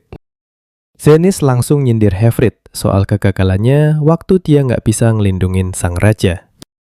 Yang akhirnya ngebuat nama baik keluarga mereka hancur lebur. Dan ternyata, di ruangan yang sama inilah dulu dia ngebiarin Rodrik motong tangannya. Nah, kali ini disinilah ceritanya jadi gila. Zenis nyuruh Hevrit buktiin kesetiaannya dengan nebas kepala Astor. Zenis ngejamin kalau Hevrit ngelakuin itu, semua masalahnya bakal dianggap beres. Tapi baru aja Zenis ngomong gitu, Hevrit langsung motong dan bilang dia sama sekali nggak tertarik ngabisin nyawa Astor. Hevrit bilang ke kakek tua itu kalau dia lebih baik ngambil nyawanya sendiri daripada harus ngebunuh anaknya. Jelas, Astor kaget denger itu, dan Zenis langsung vonis Hevrit harus mati karena berani nolak perintah buat ngebunuh Astor. Bahkan, Zenis akhirnya mendeklarasikan kalau ini adalah akhir bagi keluarga Hevrit. Semua orang, sampai ke anak cucunya, bakal dibantai habis. Saat itu juga, Astor dengan dingin nanya ke Zenis, apa sih yang sebenarnya dia takutin? Zenis noleh kebingungan. Astor lanjut nyindir kalau mereka cuma sekumpulan bapak-bapak pengecut yang ngumpul karena takut. Dan itu benar-benar menyedihkan. Astor bilang ke Zenis, buang aja dia kalau mereka emang. Setakut itu, dia bakal balik buat ngehantui mereka semua. Dan saat itu, dan ini dia puncaknya, Astor langsung buka baju, nunjukin 7 sayapnya, biar semua tahu siapa yang bakal mereka hadapi kalau berani nyentuh keluarganya. Satu ruangan langsung hening saking kagetnya. Dalam hati, Astor cuma bisa minta maaf ke ayahnya, karena meskipun disuruh diem, dia nggak bisa diem aja. Dengan lambang di punggungnya yang bersinar terang, Astor ngingetin mereka semua, sebaiknya pikir 2 kali deh sebelum berani cari masalah sama dia. Para tetua dan para penjaga nggak mau percaya sama yang mereka lihat di depan mata. Mereka bahkan ngira itu palsu. Soalnya ini pertama kalinya lambang itu muncul di tubuh manusia dalam ratusan tahun. Dengan suara dingin, Zenis nanya ke Astor apa dia ngerti beban dari lambang itu. Dan Astor ngeyakinin kalau dia paham, soalnya dia dengar orang makin kaget kalau jumlah sayapnya makin banyak. Sang Earl, yang dari tadi cuma duduk, ngakak kencang denger itu. Tapi buru-buru minta maaf dan nyuruh mereka buat lanjutin sandiwara konyolnya. Zenis lalu ngejelasin ke Astor kalau lambang itu adalah organ yang menghasilkan kekuatan sihir, sebuah hadiah dari para roh untuk manusia di zaman kuno. Manusia udah berhasil make kekuatan itu dengan baik dengan cara nuruninnya ke generasi selanjutnya. Tapi nggak ada satupun manusia yang bisa mencapai 7 sayap kecuali satu pengecualian. Klan Roh, sang pencipta lambang itu sendiri.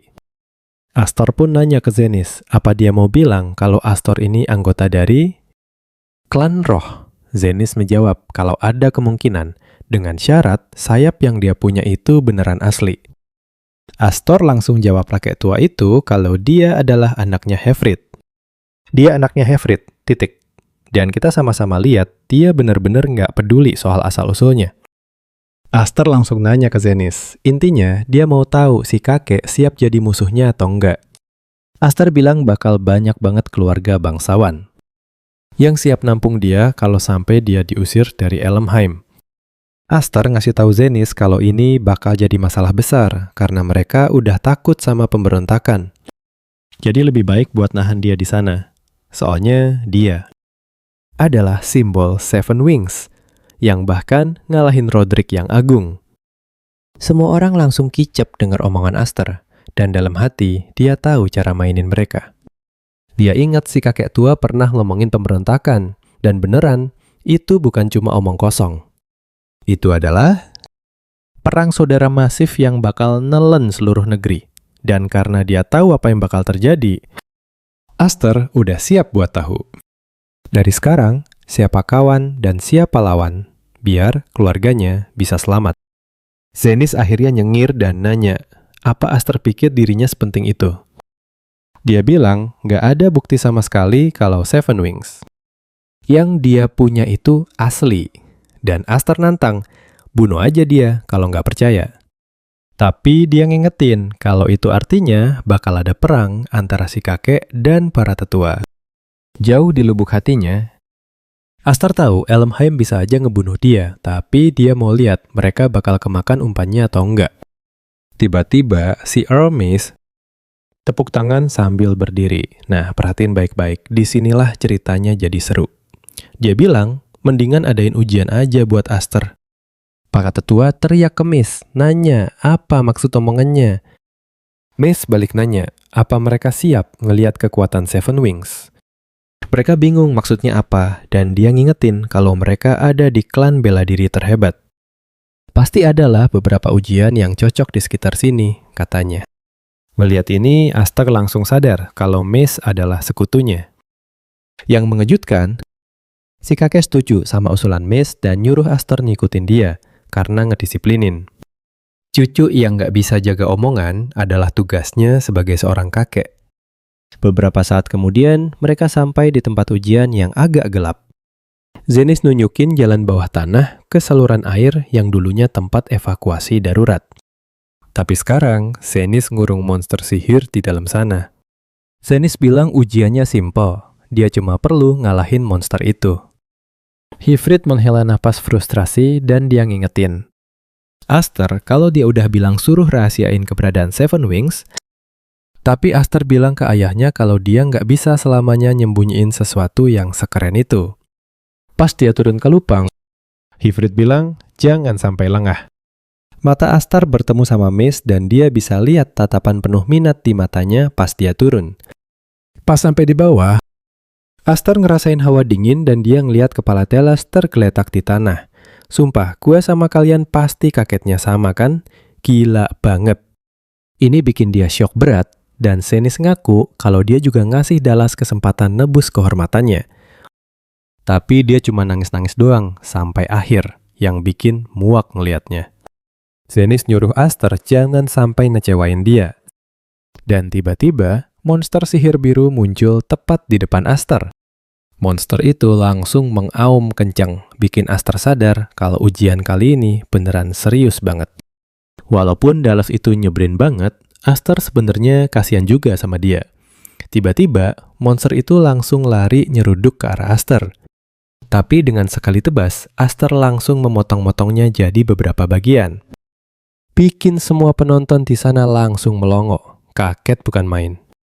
Aster pun masukin pedangnya sambil ngaku kalau monster itu emang serem, tapi kakaknya jauh lebih serem. Tiba-tiba, kejadian aneh muncul. Dan pas Aster noleh ke belakang, dia sadar monsternya udah nyatu lagi, yang artinya itu adalah mayat hidup. Ifrit pun teriak ketakutan. Dia nanya ke Zenith kenapa monster seseram itu bisa ada di ruang bawah tanah kediaman mereka. Zenith lalu ngejelasin kalau para undead itu tertarik sama bau kematian. Dan monster itu pasti ngira bisa dapat hidup enak di sana. Makanya dia merangkak ke ruang bawah tanah. Karena monster ini nggak akan mati walaupun ditebas 1000 kali. Zenith sengaja menangkapnya. Dia mikir ini bakal jadi lawan yang pas buat ngetes kekuatan seseorang. Nah, di sini nih bagian gilanya guys. Zenith bilang berkat monster ini mereka jadi nggak pusing lagi soal buang mayat. Salah satu tetua nunjukin rasa takutnya, ngungkapin kalau undead itu susah banget ditangkap, bahkan buat kesatria ahli sekalipun. Tapi Zenith malah dengan entengnya nyuruh Aster buat ngebunuh monster itu. Mereka nanya, apa Zenith sengaja mau nonton anak dari Seven Wings mati? Tapi Zenith bilang kalau Aster beneran mati sama monster itu, berarti dia cuma Seven Wings palsu. Zenith bahkan nambahin, kalaupun Aster mati. Itu malah bikin semuanya jadi gampang buat mereka, karena masih banyak cara lain. Di sisi lain, Mace kelihatan khawatir, dan berharap Esther bisa berusaha sekuat tenaga buat nggak mati. Kembali ke ruang bawah tanah, Esther udah nebas monster itu berkali-kali.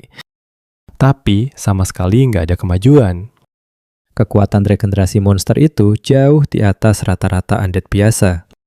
Lagian, undead itu kan emang udah mati, yang artinya buat ngebunuh total. Pilihannya cuma dua, dibakar pakai sinar matahari atau disucikan pakai senjata suci. Dan kalau nggak bisa ngelakuin keduanya, saran terbaiknya ya mending kabur aja, soalnya ngelawan undead itu sia-sia banget. Tapi masalahnya buat Aster, kita semua tahu, mundur itu bukan pilihan. Dia sadar kalau pakai cara biasa itu nggak cocok sama fakta kalau dia punya kekuatan Seven Wings di dalam dirinya.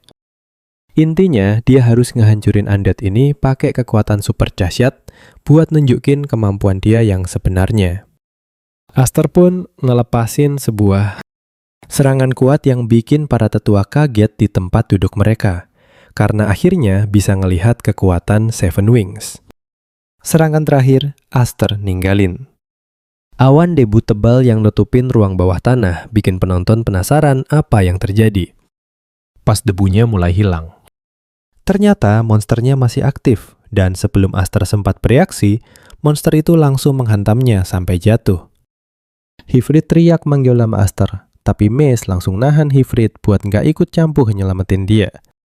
Hifrit nanya ke sang Earl apa dia disuruh nonton anaknya sendiri mati. Tapi Mace nyuruh dia tenang dan ngeliat baik-baik apa yang lagi terjadi.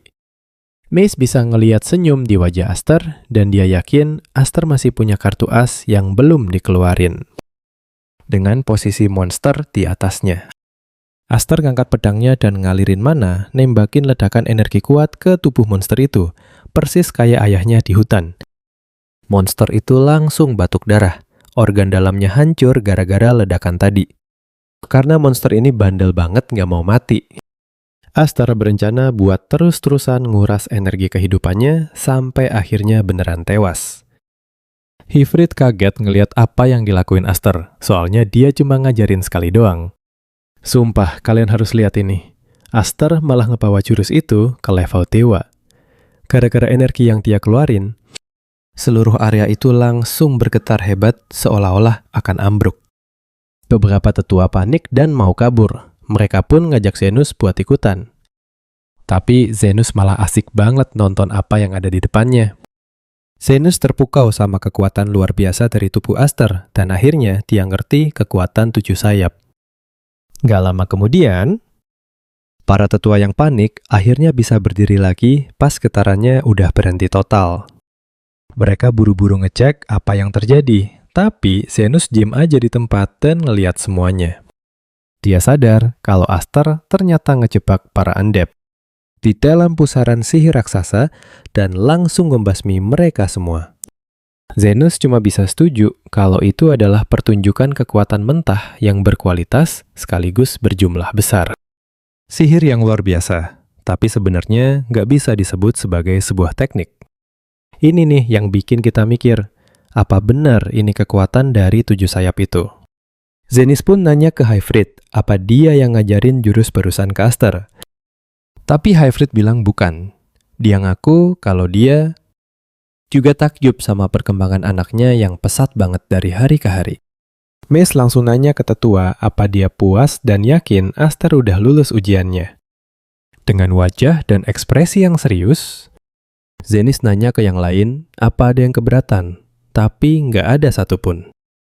Mace gak buang waktu dan langsung ngumumin ke Aster kalau dia lulus dan nyuruh dia cepet-cepet balik. Aster malah ngeledekin mereka sambil nunjukin kalau rantai yang nurunin dia udah hancur. Jadi dia minta dilemparin tali buat naik. Beberapa saat kemudian, pertarungan selesai, sekarang kita masuk ke politik keluarga. Esther ketemu Zenith dan ditawarin posisi pewaris, tapi Esther langsung nolak. Zenith nanya apa dia yakin sama keputusannya, karena begitu kesempatan emas ini dilewatkan, mungkin gak bakal datang untuk kedua kalinya. Aster bilang ke orang tua itu kalau dia gak tertarik sama sekali sama perebutan tahta keluarga. Lagi pula, kehadiran dia cuma bakal bikin rusuh di antara para sepupunya.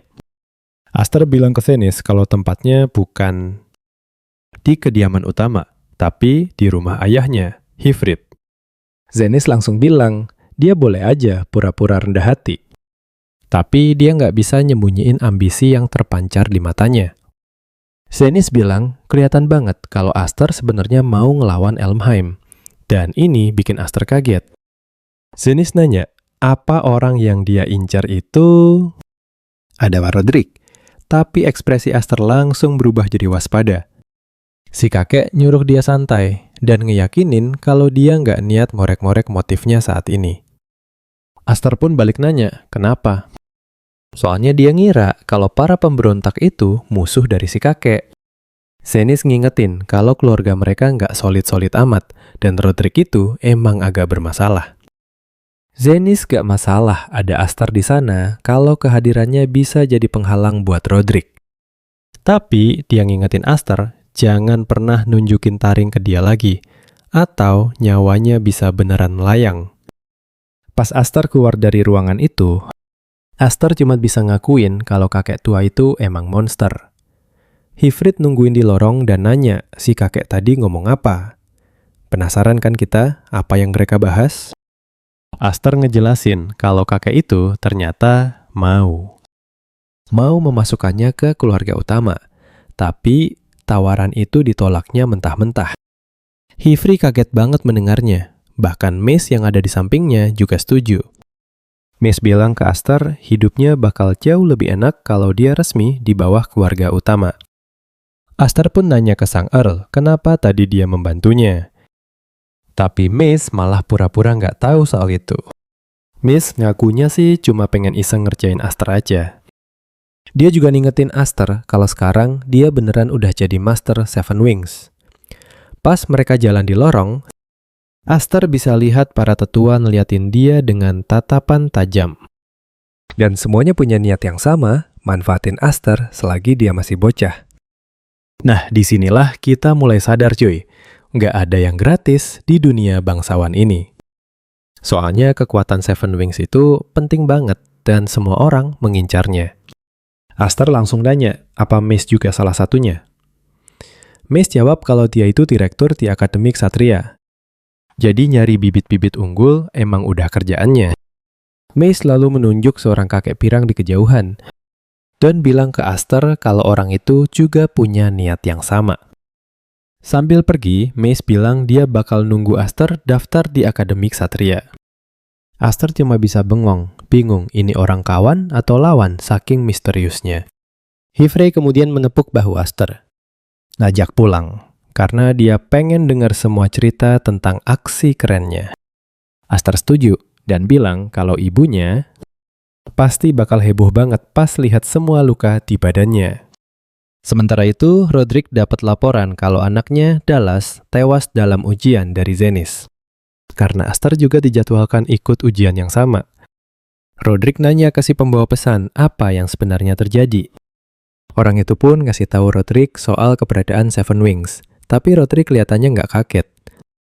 Intinya, keseimbangan kekuatan di keluarga mereka udah goyah, dan dia yakin sebentar lagi bakal hancur. Anak buahnya nyaranin buat segera ngambil tindakan. Tapi Roderick bilang jangan lakukan apa-apa, karena itu belum jadi ancaman. Dan jujur aja, di sini kita bisa lihat betapa liciknya Roderick. Dia pikir nggak perlu buru-buru, toh Seven Wings pada akhirnya bakal jadi miliknya. Tapi sampai saat itu tiba, dia bakal biarin Aster main-main dulu, karena dia mau nikmatin lihat Aster yang lolos 10 tahun lalu menderita. 4 tahun kemudian, Aster akhirnya berangkat ke Akademi Ksatria dan para pendaftar pun dipanggil. Waktu semua orang lagi sibuk ngisi formulir, mereka sadar Aster lewat dan perhatian semua orang langsung tertuju padanya. Soalnya dia udah lumayan terkenal. Aster jalan ke meja pendaftaran untuk mencatatkan namanya, dan petugas bilang dia harus nunjukin lambang sihirnya. Soalnya mereka nggak mau ada orang tanpa sihir yang nyusup dan pura-pura punya kekuatan. Tapi tiba-tiba, petugas itu baca nama Aster dan kaget lihat nama belakangnya, yaitu Elmheim. Aster senyum dan nanya apa dia masih perlu nunjukin lambangnya, soalnya lambangnya ada di tempat yang agak susah dijangkau. Sambil nyengir, dia nanya ke petugas, apa mukanya aja udah cukup buat jadi jaminan masuk. Gak lama kemudian, Aster lagi santai pas seorang berandal berambut pirang, Smite, mulai manggilin dia. Dan tentu saja, hari pertama sekolah nggak lengkap kalau nggak ada yang cari gara-gara kan? Sambil nanya ke Aster, apa dia nggak salah tempat? Smite bilang ke Aster kalau ujian ini cuma buat kaum elit dari yang paling elit. Dan kalian lihat aja si Aster dengan santainya jalan ngelewatin dia. Bilang, kalau emang gitu ya bagus, nggak ada masalah. Smite langsung ngegas, teriak ke Aster kalau semua orang di aula ini udah melewatin latihan super keras dan udah berkali-kali ikut ujian ini lagi. Dia ngejek Aster, bilang kalau dia cuma bawa-bawa pedang ukuran bocil sambil mimpi jadi ksatria elit. Smite lanjut ngoceh, bilang ke Aster kalau ujian ini bukan buat orang kayak Aster dan nyuruh dia pergi kalau cuma mau lihat-lihat. Sementara itu, para peserta lain nggak kaget, soalnya emang begini kelakuan Smite ke anak baru tiap tahun. Tapi mereka juga nggak nyangka Smite berani banget cari gara-gara sama Aster dari 7 sayap.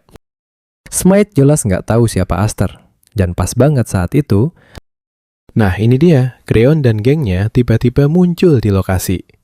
Creon nyapa Aster, sepupunya, bilang udah lama nggak ketemu. Aster ngucapin belasungkawa soal Dallas. Tapi Creon bilang Aster nggak usah khawatir soal Dallas, karena dia itu aib keluarga yang emang pantas mati. Malahan, dia ngerasa lega dan senang Dallas udah nggak ada. Soalnya, dulu dia sok berkuasa cuma karena lebih tua setahun. Creon lalu ngingetin Aster buat nggak ngeremehin mereka yang dari keluarga utama, biarpun Aster punya 7 sayap buat dibanggain. Soalnya, di akademi ini nggak ada yang bakal melindunginya. Habis ngomong gitu, Creon dan gengnya pergi. Tapi para kandidat lain cuma kagum karena ada 2 anggota keluarga Elmheim. Artinya, tahun ini bakal seru. Dan disinilah momen yang kita tunggu. Smite akhirnya sadar kalau dia salah cari lawan. Dia langsung bugu-bugu nyamperin Aster dengan sikap sok baik. Aster ngebales dengan senyum ke Smite, bilang kalau panggil nama aja nggak apa-apa. Gak lama setelah itu, mereka lapor ke lokasi ujian pertama, dan panitia yang bertugas menyambut mereka semua. Dia ngasih tahu kalau ksatria kerajaan itu beda dari ksatria lokal yang banyak berkeliaran di pedesaan. Dia lanjut bilang mereka melindungi raja, pedang terhormat yang mempertaruhkan nyawa demi sang raja. Yang artinya mereka nggak butuh orang-orang nggak berguna. Dia nyuruh mereka menganggap ujian hari ini sebagai medan perang, dan mereka diharapkan nunjukin kemampuan sejati mereka sepuasnya. Dalam hati, Aster nggak percaya sama omong kosong yang diucapin orang itu. Tapi dia nggak peduli karena akhirnya dia bisa balik lagi ke akademi. Dulu, waktu dia nggak punya sayap, dia bahkan nggak dikasih kesempatan buat berdiri di tempatnya sekarang. Intinya, di balik titik itu adalah dunia orang kuat yang dulu nggak pernah bisa dia gapai. Dan orang yang ada di puncaknya adalah Rodrik. Aster bertekad, tunggu aku Rodrik, karena dia bakal nyusul dalam waktu singkat. Tapi buat ngelakuin itu, pertama dia harus lolos ujian seleksi ini. Dan pas banget, si panitia langsung menyatakan ujiannya dimulai. Tiba-tiba, salah satu peserta langsung terkapar di tanah dengan panah nancap di kepalanya. Ini langsung ngasih tahu para peserta kalau ujiannya bukan main-main. Gila kan? Panitia bilang ujian ini namanya ujian menara. Dan kita bakal lihat gimana Aster lewatin ini. Dia bilang kalau mereka yang berhasil bertahan sampai akhir bakal jadi pemenangnya. Dalam sekejap, hujan panah langsung mengguyur para peserta yang berdiri di aula itu. Yuk kita lihat, beberapa peserta panik dan coba lari, tapi panahnya tetap kena. Sementara peserta lain justru sebaliknya, bikin kelompok buat ngelindungin diri. Dan mereka ini peserta lama yang udah biasa sama sistemnya. Tapi biarpun begitu, tingkat selamatnya cuma sekitar 30%. Dan dia yakin cara mereka bikin lingkaran pertahanan itu bakal segera mentok. Intinya, yang mereka tunggu-tunggu itu kekuatan dahsyat yang cuma bisa dikeluarin sama orang berlambang sayap. Tiba-tiba, beberapa peserta sadar Asta cuma diem aja, dan mereka ngira dia bego karena pasti membeku ketakutan. Krion juga mikir riwayat Asta bakal tamat di sini. Tapi pas beberapa anak panah melesat ke arahnya, nah perhatiin baik-baik, Asta dengan gampangnya menepis semuanya. Peserta lain auto kaget pas lihat Asta bikin. Pusaran angin pakai kekuatan sihirnya cuma buat nangkis panah. Asta terus ngelakuin itu. Bikin peserta lain jadi nanya-nanya, dia itu monster apaan? Soalnya nggak ada satu panah pun yang nyampe. Bahkan panitianya aja kagum, soalnya Asta pada dasarnya memanipulasi mana biar kelihatan kayak dia ada di tengah badai. Nggak lama kemudian, hujan panahnya berhenti, dan si panitia kaget karena ternyata yang selamat lebih banyak dari dugaannya. Panitia itu muji para penyintas dan bilang mereka udah lulus ujian pertama. Gak kayak mayat-mayat yang bergelimpangan di sekitar mereka. Tapi dia ngasih tahu kalau nggak ada waktu istirahat, karena dia bakal ngebawa mereka ke lokasi ujian berikutnya. Smite menghela napas frustrasi, bilang kalau panitianya kayak dikirim langsung dari neraka. Asta kaget lihat Smite udah kecapean cuma gara-gara panah yang tadi dilempar. Sementara itu, si Smite nggak percaya Asta santai banget, seolah-olah nggak terjadi apa-apa. Panitianya pun kagum karena nggak ada tanda-tanda Asta capek, padahal dia baru aja pakai banyak mana. Ini ngebuktiin kekuatan si tujuh sayap. Tapi dia juga penasaran gimana Asta bakal ngadepin ujian berikutnya. Jujur, gue juga pengen lihat. Nah, si Grion beda lagi. Dia kesal banget sepupunya selamat, dan dia inget dapat perintah dari seseorang buat mastiin dia ngelakuin. Apapun caranya buat ngehalangin Asta jadi ksatria kerajaan demi masa depan Elmheim. Sesampainya di lokasi ujian selanjutnya, panitia bilang mereka harus menukar pedang dengan pedang yang identik biar adil. Smite jadi bingung sama aturan ini. Dan Asta nanya, apa sebelumnya beda? Smite jawab mereka nggak pernah pusing soal pedang. Smite menduga mereka hati-hati gara-gara pedang anehnya Asta. Saat itu juga, Krion muncul ngejek Asta, bilang kayaknya dia udah nemu kacung baru buat dirinya, yaitu si Smite. Smite langsung sewot pas denger itu. Tapi, Grion langsung intimidasi dia dengan berbisik di telinganya. Bilang kalau dia bakal dapat pelajaran pahit kalau sampai salah deketin orang. Smite langsung gemeteran ketakutan, dan dia nyoba minta Grion narik omongannya. Tapi Grion cuek aja. Smite bahkan sampai bilang ke Grion kalau dia nggak ada urusan sama Asta. Asta ngeliat sekeliling dan sadar. Wah, kayaknya kita semua tahu ini bakal berat buat dia. Tiba-tiba panitianya muncul buat ngejelasin aturannya ke mereka. Dia ngasih tahu kalau ujian kedua ini adalah pertempuran pengepungan, guys. Mereka bakal dibagi jadi 3 tim buat rebutan markas di dalam hutan. Sebuah markas dianggap direbut kalau bendera tim penyerang udah berkibar di tiangnya. Dia ngejelasin kalau tim yang berhasil nguasain 2 markas atau lebih pas lonceng sore bunyi, dialah pemenangnya. Tapi ada aturan penting. Ngerusak atau ngambil bendera lawan itu dilarang keras. Selain itu, nggak ada larangan lain sama sekali. Mereka bebas pakai pedang yang dikasih, bahkan buat ngebunuh musuh sekalipun. Setelah ngejelasin semua aturannya, para panitia bilang, udah waktunya ngumumin anggota tim yang bakal ikut ujian bareng mereka. Gak lama kemudian, sinyal asap membumbung ke udara, nandain kalau ujian udah resmi dimulai. Intinya, tiap tim punya 3 bendera dan mereka harus ngerebut minimal 2 markas. Smythe bilang ke Astor kalau ini artinya dari 3 tim cuma bakal ada 1 pemenang. Astor ngeyain dan nanya ke Smythe apa ada yang dia khawatirin. Nah, disinilah masalah besarnya muncul.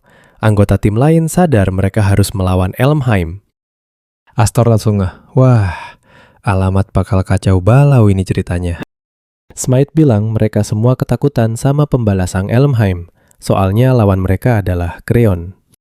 Dia itu tuan muda dari keluarga utama Elmheim. Smythe nyuruh Astor ngebayangin apa jadinya kalau mereka ngarahin pedang ke Creon pas ujian. Smythe takut dampaknya bisa parah banget, bahkan bisa bikin seluruh keluarga mereka musnah. Smythe ngasih tahu Astor kalau mereka semua ngeri cari gara-gara sama keluarga Elmheim. Smythe nutup omongannya dengan bilang kalau ujian selanjutnya masih ada. Jadi, mending mereka nunggu daripada buang nyawa sia-sia. Coba bayangin deh, Astor akhirnya ditinggal sendirian dalam pertarungan tim. Meskipun begitu, dia ngerti ketakutan Smythe dan yang lainnya, soalnya Elmheim emang serem banget. Mereka itu pada dasarnya keluarga tiran yang nggak bisa dilawan sama sekali. Dan di ujian kali ini, Creon adalah simbol dari ketakutan itu. Walaupun teman-temannya mikir dia nggak bakal ngerti perasaan mereka. Dari sudut pandang orang luar, dia sama aja kayak mereka. Sambil jalan ke bendera terdekat, dia sadar kalau suasana di sekitarnya sepi banget. Dia jadi mikir, apa jangan-jangan belum ada yang mulai berantem sama sekali? Entah mereka semua lagi hati-hati atau ada permainan lain yang lagi jalan. Tiba-tiba, dia nemuin cowok dengan bendera kuning. Cowok itu kaget, Astor beneran dateng, persis kayak yang udah diramalin sama seseorang. Astor bingung sama omongan cowok itu, dan ditambah lagi, dia lihat cowok itu udah nurunin benderanya sendiri. Lalu, dia ngelempar bendera kuningnya ke udara. Tepat di saat itu, bendera merah simbol timnya Creon muncul dari kejauhan. Tiba-tiba, dan bener aja dugaan kita, Astor langsung sadar kalau tim merah dan kuning ternyata sekongkol buat ngeroyok dia. Dan yang mimpin penyerbuan itu adalah Creon sendiri.